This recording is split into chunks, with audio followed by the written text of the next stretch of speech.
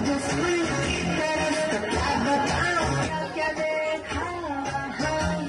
खड़ा था कोई बाहों को फैलाए और प्यार से कहा कि बेटा आ जाओ यहाँ।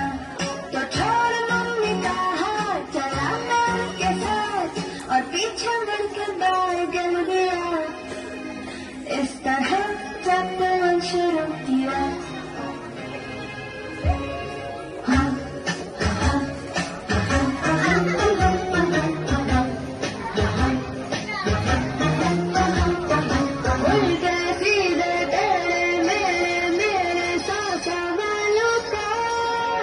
जाने कैसे था जवाब उनके पास।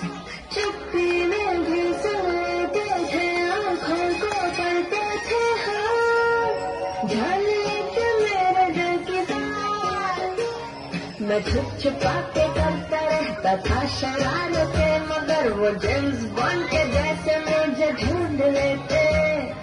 फिर सजा के तौर पर कठिन सा कोई एक सवाल खड़ा वो मुझको करके झट से पूछ लेते। फिर भी छोड़ मम्मी का हाथ चला मैं उनके साथ। जादू सा था कुछ उन्होंने किया। मैंने खुद को जैसे सौंप ही दिया।